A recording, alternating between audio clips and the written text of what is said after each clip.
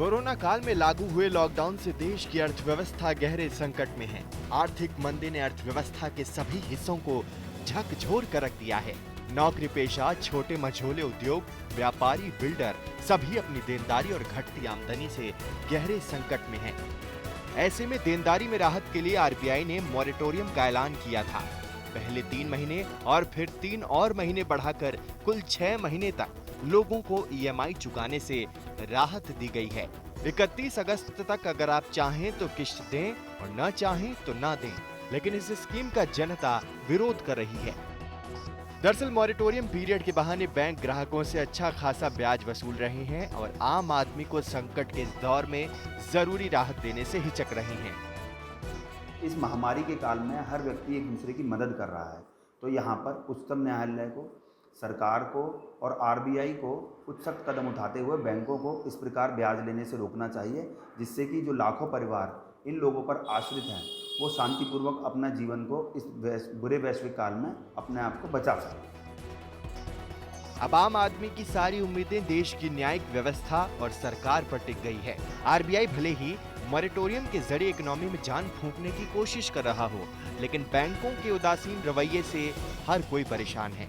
एक तरफ जहां पब्लिक को मॉरेटोरियम का फायदा देने में बैंक आनाकानी कर रहे हैं, तो दूसरी तरफ यही मॉरेटोरियम के नाम पर बायर्स, छोटे मझोले कारोबारी, व्यापारियों की कमर भी तोड़ रहे हैं। वर्तमान में देश आर्थिक महामंदी और वैश्विक महामारी से गुजर रहा है।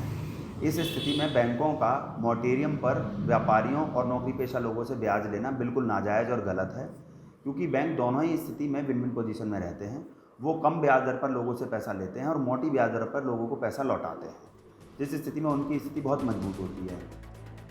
अब आर्थिक संकट के इस दौर में देश की आम जनता 6 महीने के मॉरेटोरियम को इंटरेस्ट फ्री करने के लिए सुप्रीम कोर्ट में गुहार लगा रही है, लेकिन कोटक महिंद्रा बैंक ने सभी तरह के लोन, क्रेडिट कार्ड्स के इंस्टॉलमेंट के मॉरेटोरियम ड्यूरेशन का इंटरेस्ट फ्री करने का सुप्रीम कोर्ट में विरोध किया है।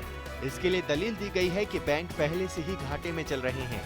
ऐसे में ये कदम बैंकिंग सेक्टर की सेहत को और नासाज कर सकता है।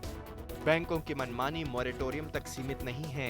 हाल ही में लोन लेकर घर खरीदने वालों से भी बैंक उनकी फ्रेश सैलरी स्लिप और दूसरे डॉक्यूमेंट की डिमांड कर रहा है, जिससे वो पता कर सके कि कोरोना काल में कहीं ग्राहक की नौकरी तो नहीं चली गई है और वो कर्ज की किश्तें अदा भी कर पाएगा या नहीं। बैंक की इस डिमांड से लाखों की तादाद में बायर्स पर असर हो सकता है।